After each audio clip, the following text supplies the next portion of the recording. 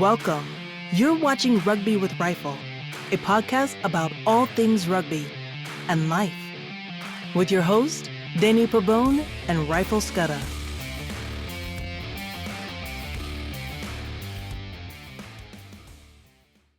Welcome to Rugby with Rifle, a podcast about all things rugby and life.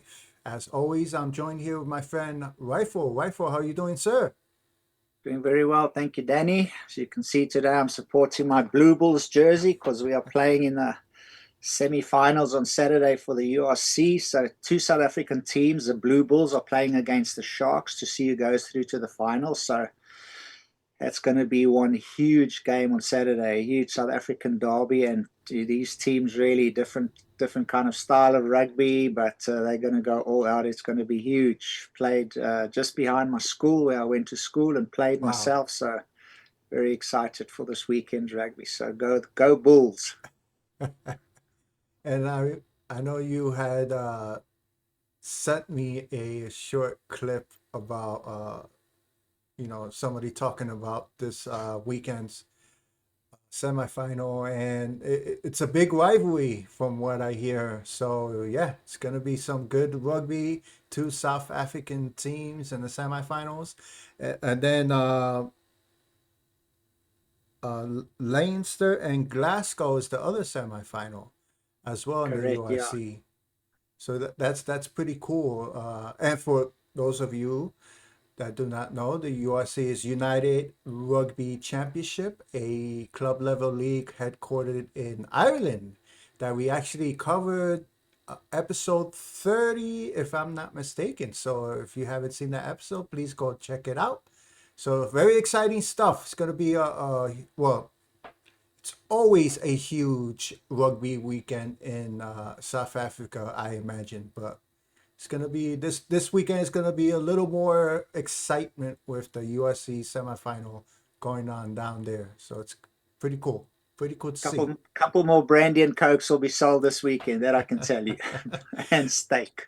Yes, I have messaged you. Steak sales are gonna go up in South Africa over this weekend. So Most definitely, and the brandy and coke as well. yes, which I still haven't tried. So when we go to a little rugby trip in DC in July, I don't know. I'll try. I'll try to keep up with you, Rifle. I can't promise anything. Yeah, we should get some South African brandy and coke and just let everyone just try one, just so that we can Okay. say we've had it, tasted it, and see what it's all about. That's it. Yes, I'll have a sample, a tasting. There we go.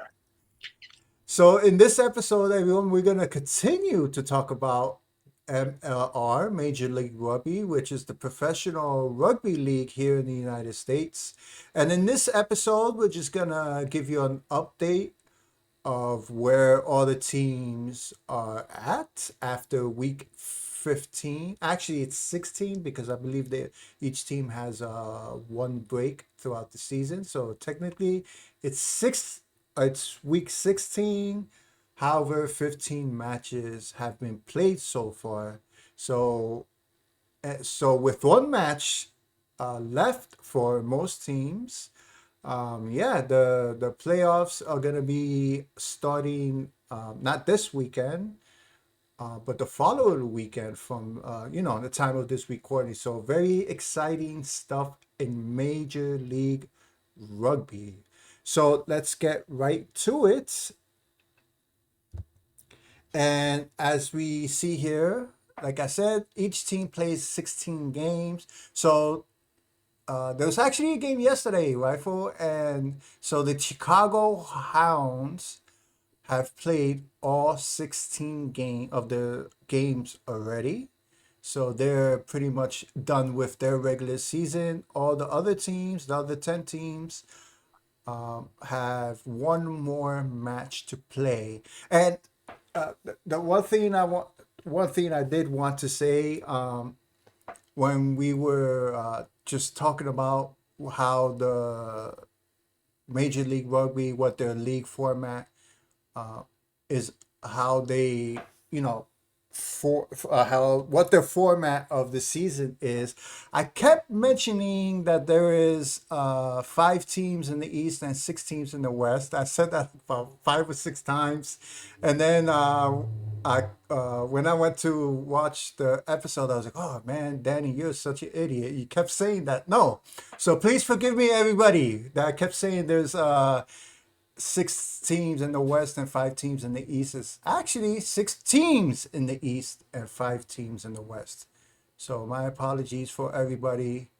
To everybody who was watching the episode, probably thinking, "What in this world is this guy talking about?" So, okay. So excited about rugby in America that I didn't even catch myself saying it 6 or 7 times. So at this point of the season, with 1 week left before the playoffs start, like I said, the Chicago Hounds have played all 16 games already. Now it's interesting in the West, in the East, sorry, because well, actually, all the top four are already top four. It doesn't matter what happens in the East in the last game, because even if the NOLA Gold were to win, they still wouldn't have enough points to make it into the playoffs. They'll probably stay in the fifth position. So it doesn't matter what happens to their last game. They're just playing for pride. Um, the only thing that I see, Rifle, here uh, is the New England Free Jacks. Now they have one game to play, so potentially they could move up to the first place for the playoffs with their last game. And if they lose, but score more than 4 tries and lose less than 7, they'll be tied with the Chicago Hounds. But the Chicago Hounds will still be number one because they have more wins than the Free Jacks. So that's going to be very interesting. The last game for the East, between what the New England Free Jacks end up doing in their last game. So some excitement there. Yeah, it's good for the Gold. I mean, maybe they started the season pretty poorly, and then Mm-hmm. as the season went on, so even if they win the next game, they don't have enough points to go through, but that might just be great motivation for next season, because maybe, as I say, you start off, Mm-hmm. you have a new coach, maybe you got new players and they don't know how to gel. And as the season goes on, you just keep on getting better and better. Then if you can retain that momentum, then next year you start off on a high, because you would rather start off not doing well, in my opinion, but as the season goes on, you improve every week, so that Yeah. when it comes to the end of the season, even though you win the last game but you didn't go through, it's because you've been playing so much better than what you did in the beginning of the season, rather than kicking off the season on a bang and you win all the games and you go through, and then when it really counts at the end, then you start falling apart and things happen and don't go well for you as a side. So I think that's good for them. That's obviously sad not to make the playoffs, but hopefully they can win the last game. But that's improving, throughout the season, becoming better. So things like that to look at when even the team doesn't make it, how they started and how they ended. That's important.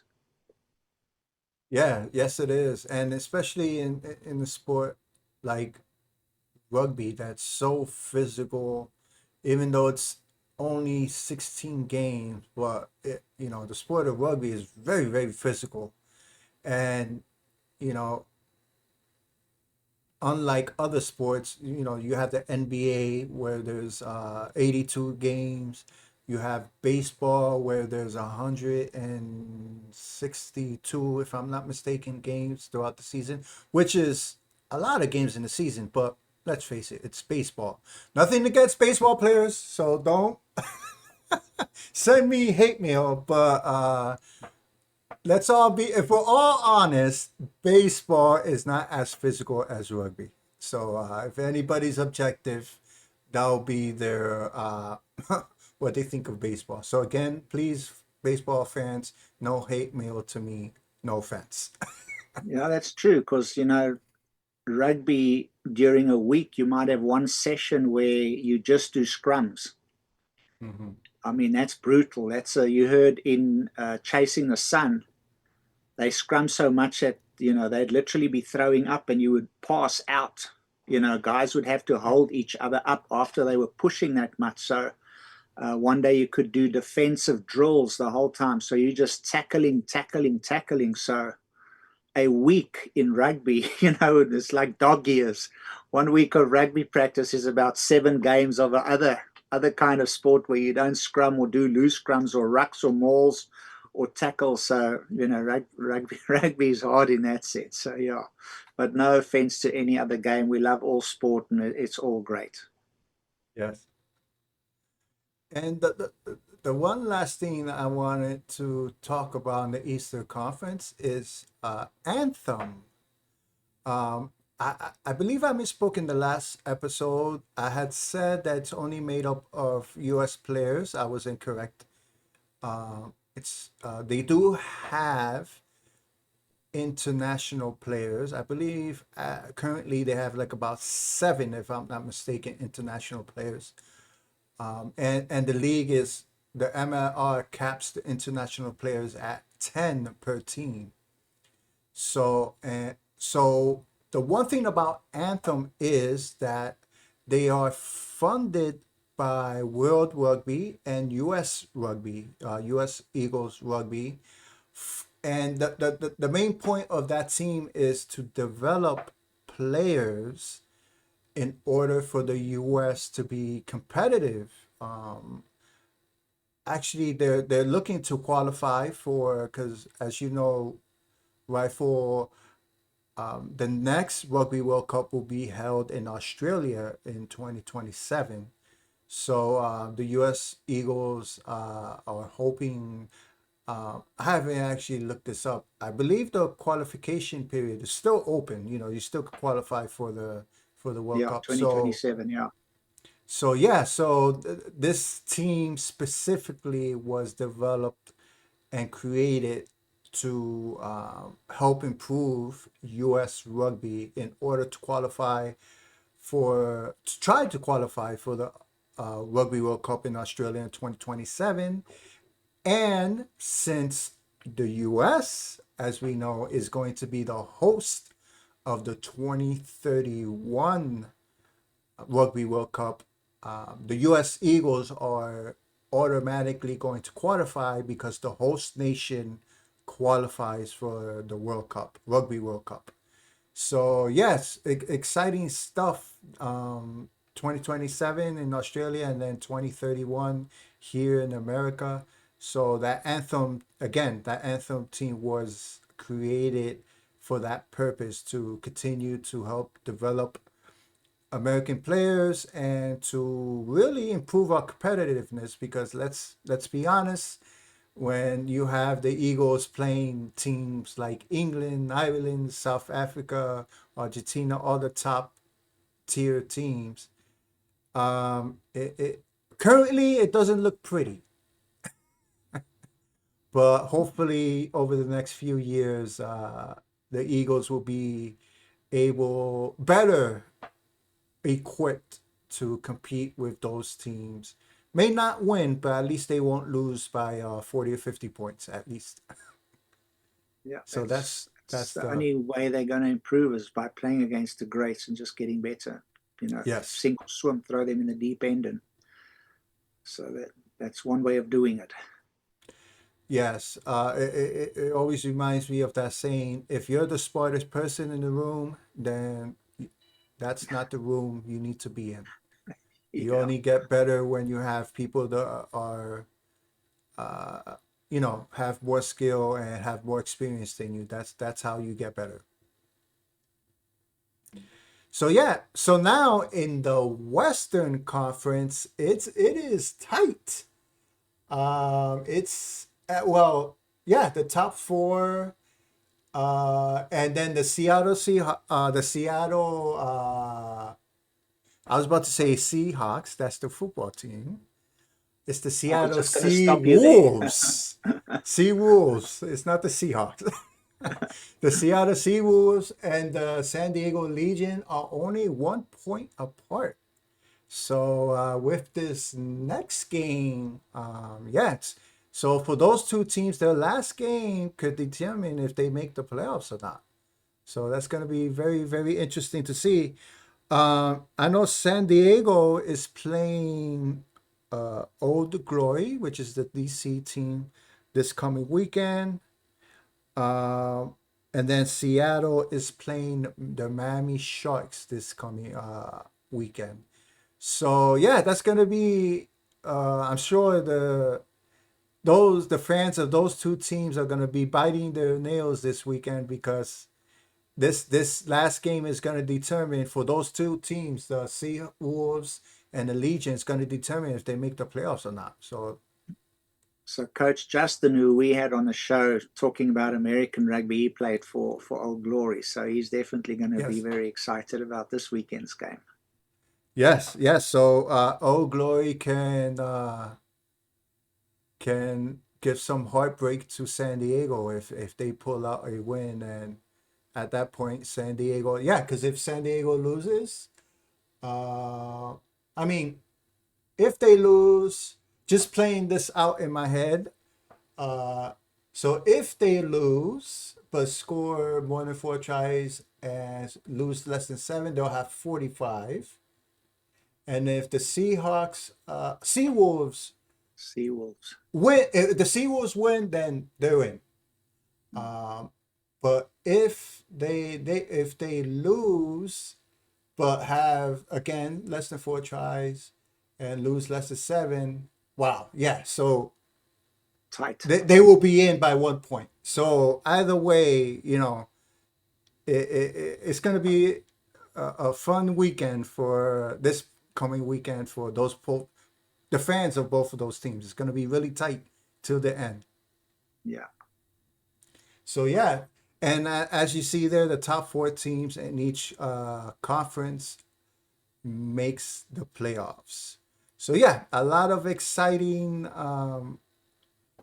rugby for the MLR this weekend. In the Eastern Conference, the top 4 teams, or those top 4 teams, nothing's going to change. However, the positions could change, whether 1 through 4. And the Western Conference, the Seawolves and the Legion are going to be fighting for their lives to make it into the playoffs. So very interesting stuff, exciting stuff this weekend in the MLR. So the next thing we wanted to talk about, everyone, is the current leaders for each statistic in the league. So this is after 15 matches played.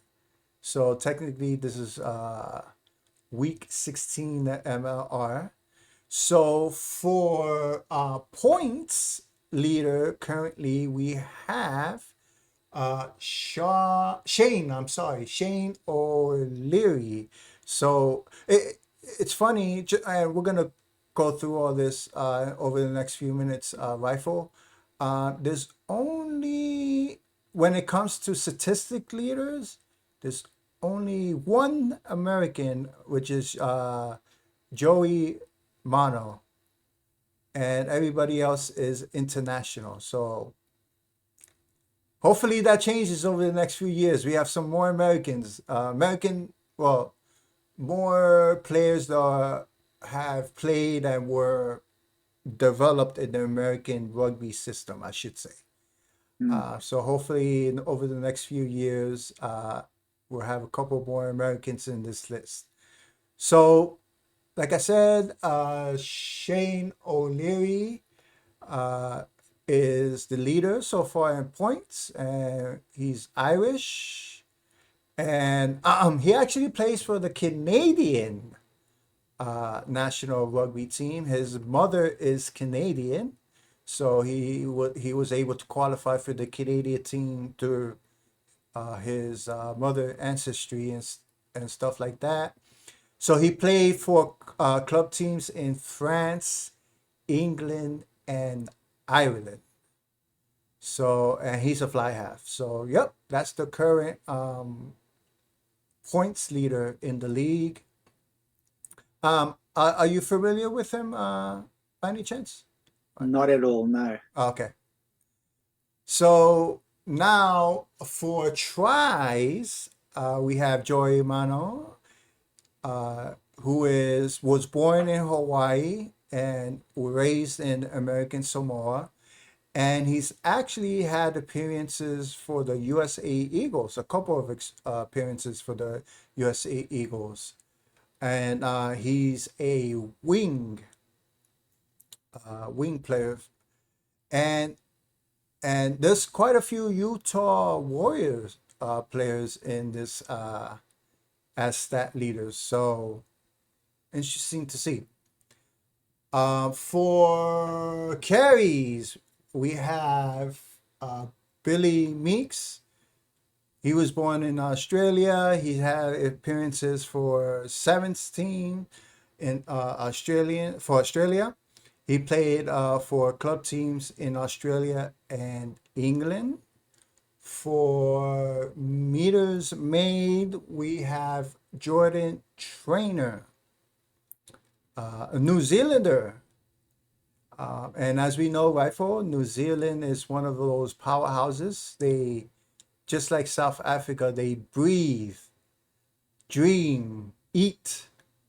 Everything is about rugby in New Zealand. So That's right. And he actually played, as you can see there, for the under-20 side. So yes, he's really, really good. yep, and he's played for also for club level teams in New Zealand. Mm. And for passes, we have a Argentinian by the name of Gonzalo. And please, Gonzalo, please forgive me if I'm not mispronounce your name. Bernal. I probably butchered his name, so please forgive me. If that's nowhere near the pronunciation of it. But he is Argentinian. He's had appearances for the Pumas, which is the Argentina's national rugby team, and he's played for club teams in Argentina and Wales. So, yep, we have Argentinian on this list, and then Jordan Trainer has so far offloads. He has the most offloads. For anybody that's wondering what an offload is, it's a ball carrier who passes the ball to a teammate in transition, if I'm not mistaken. Is that correct, Rifle? Probably, yeah, while being tackled to get the ball still Yes. away to a player of yours, yeah. Yes. So So one would look at those, this and the forwards would say, this is so unfair because they do all the hard work. And how many yes, forwards do you see here on this picture? Zero. They do the scrums, they do the ruck and the mauls, and the backs go and score and get all the shine. yes, yeah. It's funny because it's the same thing in football when you have the offensive line. They protect the quarterback. The quarterback has, 400 yards for the game. The running back has 120, 150 yards. They get all the glory. The wide receivers have a couple touchdowns. They get all the glory. But really, if you don't have a good offensive line, your quarterback is not going to be able to pass. Your running back is not going to be able to run. And your wide receivers are not going to get the ball because your quarterback is being, tackled. But at the end So, of the yeah. day, with all these stats, a backline player will never have a cauliflower ear. So that only the forwards can brag about. Yes, That's that's their their badge of trophy. honor. So, so yeah, so poor forwards and poor offensive linemen. You when you do your job good, the other Team does players, well. yes. So yeah, so the next few stat lines that we have, leaders, So for defender beaten, now I'm going to be honest, I'm not sure. I tried reading up exactly what this means, but I couldn't find a definitive answer. I wonder if you know, Rifle. Uh, For the defender being, I'm defenders. guessing, a ball carrier.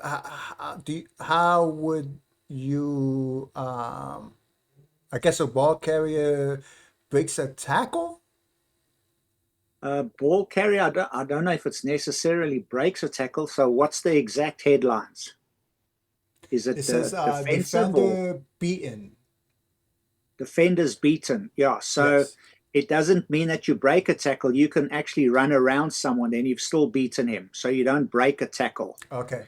You can run and you can kick the ball over somebody's head and you can collect the ball on the other side, either if it bounces and you get it, or out of the air, you catch it after you've kicked it. So it doesn't matter how you get past a defender. It's just if you get past him, no matter how, that's defender beat it. Okay. Gotcha. So you can Thank you. run straight over him, or you can run past him, or you can kick over him and collect the ball. You've beaten the defender and you've gone forward. Okay. Thank you for that clarification. Okay. So the leader so far is again D'Angelo. I can pronounce his last name. Leula. Again, I probably butchered that pronunciation. Sorry, my fellow Pacific Islanders, with your last names. I'm an American. So he was born in New Zealand. He appearances for Samoa's U20 team and their national rugby team, and he's played for club level teams in New Zealand. So clean breaks. Leader for that again is Joey Mano, and we've gone over his what he's done in his career. Now this was another one, clean breaks. Well, I'm not sure, Rifle, of again trying to read. I wasn't really 100% sure what would constitute a clean break. I would think, and this may be wrong, but a clean break is when you run and you completely just sidestep or pass the defender. So you don't Okay. have to push or run or bombard over him. You can just beat him with your speed or a sidestep, something like that.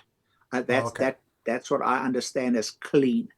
Can't get you, can't touch you. So you one on one or however many there are, but you can with your speed, you can get past the defender. Okay. Cool. And if yeah, I'll have to read up on that, and if get some clarification on that. But either way, Joey Mano is the leader in that department currently after 15 matches played. Turnovers, that's pretty much self-explanatory. Again, Jordan Trainer is the leader, and that's that currently.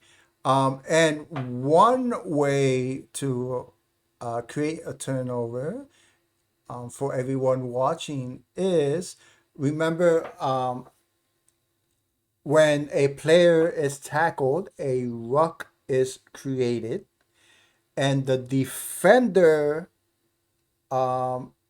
has the opportunity, if they're part of the ruck, once the ball carrier is tackled, they have the opportunity before the tackle player produces the ball backwards. Because again, once remember everybody, if a player is tackled, they have to release the ball quickly. They can't hold on to the ball. So before the ball is released quickly from the tackle player, the defender in the ruck, the opponent, has the opportunity to take the ball away. So that's one way for the defense to create a turnover. There's other ways as well, but that's one way. So Jordan Trainer is the leader in that stat currently. And then again, we have Billy Meeks. He's crossed the gain line. He's the leader in that. This is another statistic that I'm not really 100% know what it is. So crossing the game line, let's for example say if you have the scrum, you have the imaginary line where the guys are not allowed to come Okay. past. So if you cross the gain line, you pass that line. So you have made some meters towards the opponent's try line. So you've Okay. gone past the offside or onside line, or where the middle, the Uh-huh. so in football, it would be likened to if you go over and you've made 20 yards. You've gone past wherever the line is that you cross. And once you've Okay. crossed that, they will start 1 meter, 2 meters. So how many meters you've gained. So that would be the gain line. Gotcha. So the gain line is synonymous to the line of scrimmage in football. If for in other words, we have the line of scrimmage. If you have a running back, which is the position that carries the ball, if they don't cross that line of scrimmage, the yards will be negative. If they cross the line of scrimmage, the yards will be positive.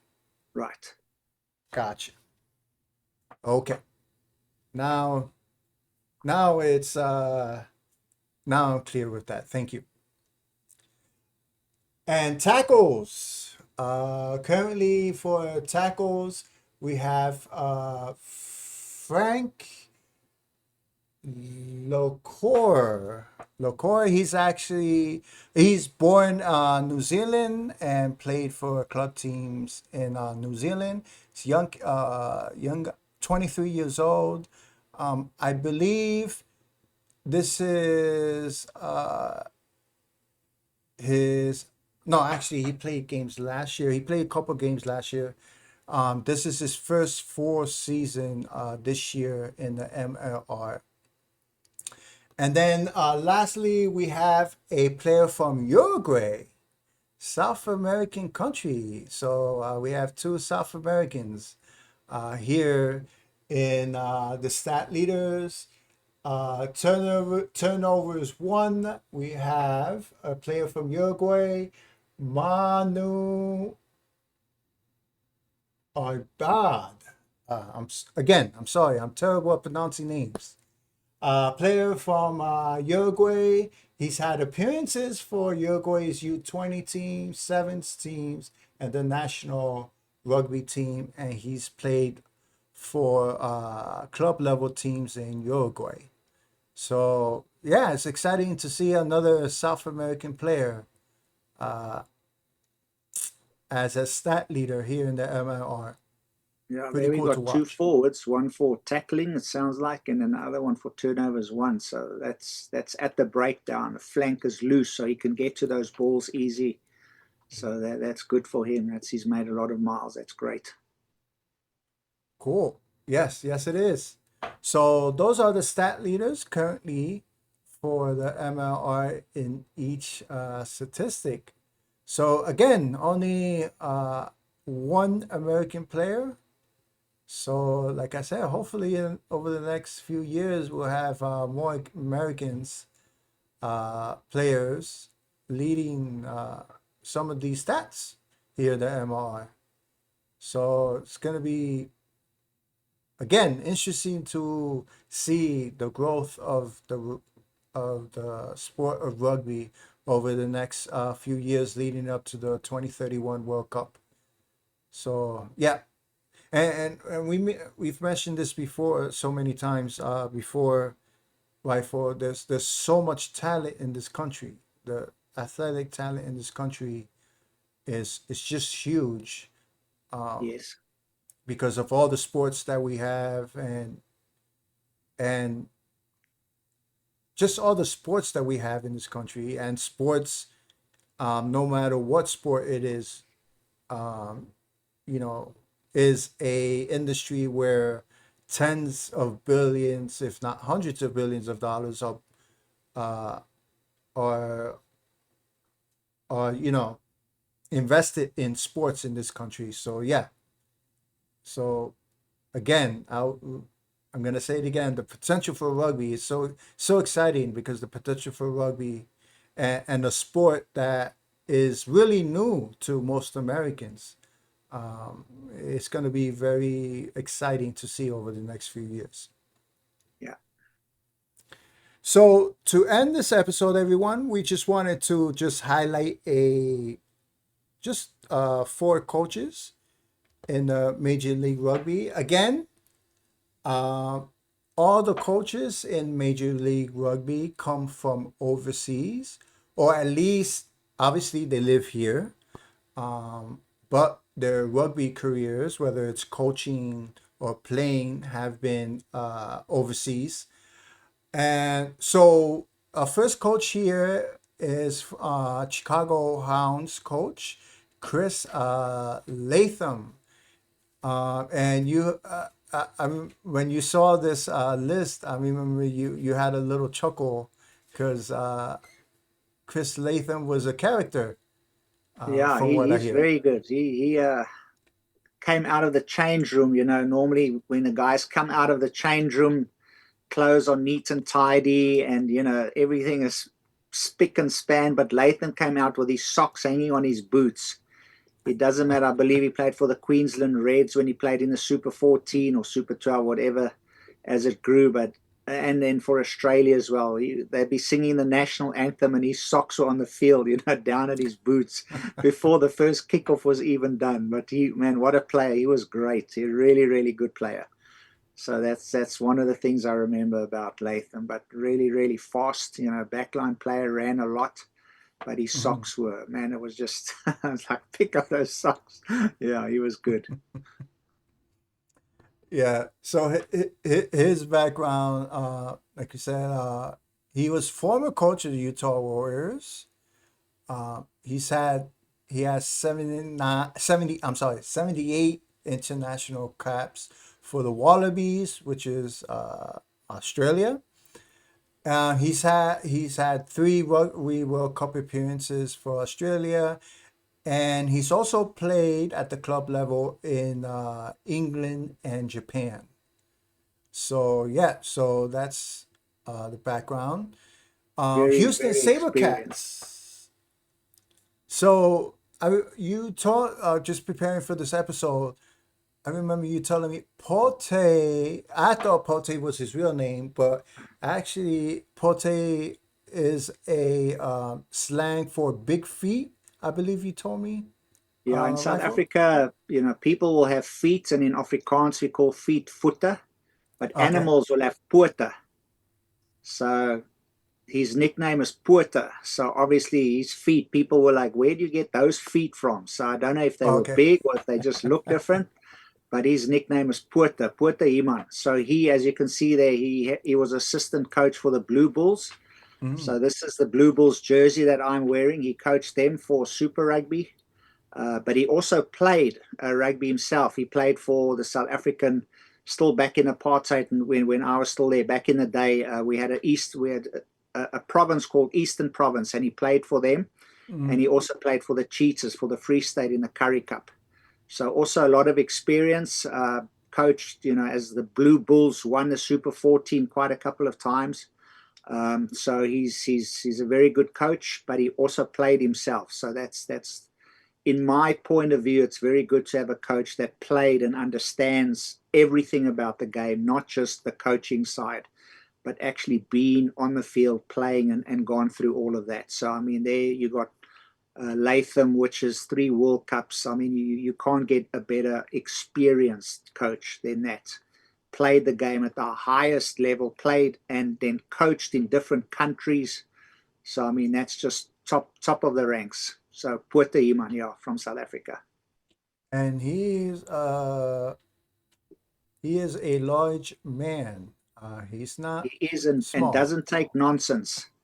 I think it was last year or sometime. It was a big article. He smacked someone, punched someone before, after a game. I can't remember what it was, but that's Puerto for you. Yeah. So don't get in his way. Yes, I've seen pictures of him and I was like, wow, that is one large man. I do Yeah. not want to mess with it.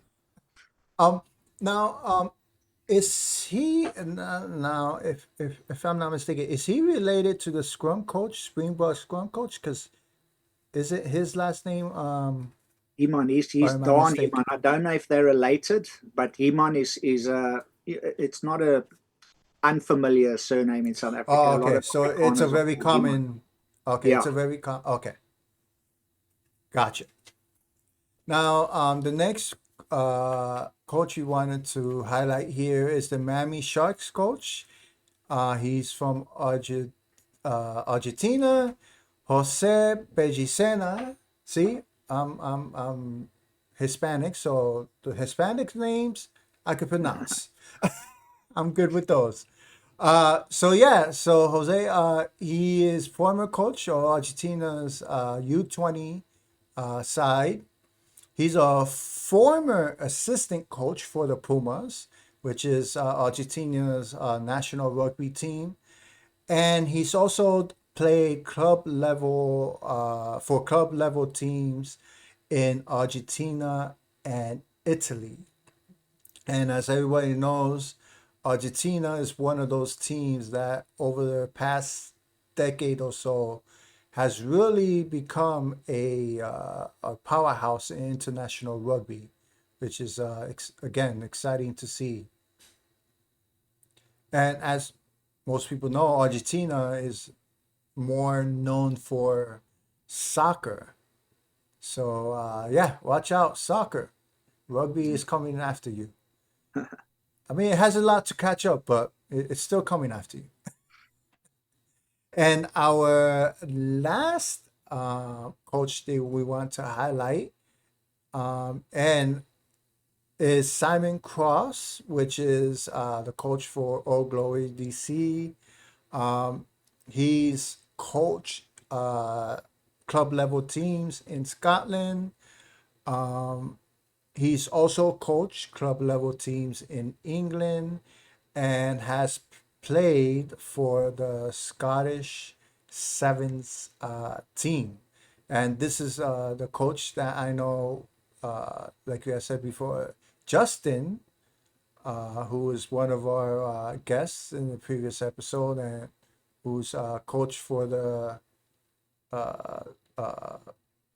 Richmond Richmond Strikers, the Strikers. Yeah. U12 team.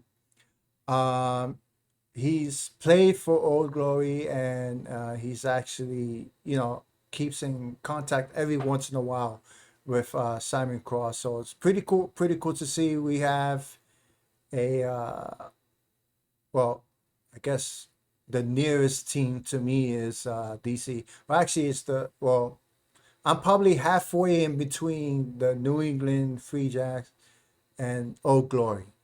So I'm probably halfway in between those two teams. So yeah, so there you go, Simon Cross. So yeah, those are the four uh, coaches that we just wanted to highlight. Again, currently there's no American coach in the Major League Rugby, but hopefully over the next few years that will change. Hopefully, I mean there are American assistant coaches, but there's no American head coach. So yeah, so there you go, everyone. That's just continuing our conversation on Major League Rugby. So yeah, it's exciting to see how Major League Rugby is just growing, and because I know we had mentioned, I believe in our last episode we had mentioned the first championship game. I think there was about a little less than 2,000 fans attending the championship game. Last year's championship game had a little over 12,000 fans. attending the game. And so we shall see what 2025 brings. Maybe they'll break the 15,000 fan, because I believe the stadium that they're holding the championship game this season, I believe, if I'm not mistaken, holds 15,000, has an occupancy of 15,000. So let's see if they can sell out championship game. I'm guessing they will. Yes. And that's also holds exciting because, uh, again, as mentioned before, this podcast was started from getting to know about a professional rugby league that's currently in development, the National Rugby Football League. So it's interesting and very exciting when I'm not going to say if, when they do kick off, to see their growth over the next few years leading up to the 2031 Rugby World Cup. So, yeah, as always, a lot of exciting stuff happening in rugby here in the United States. Pretty cool to watch.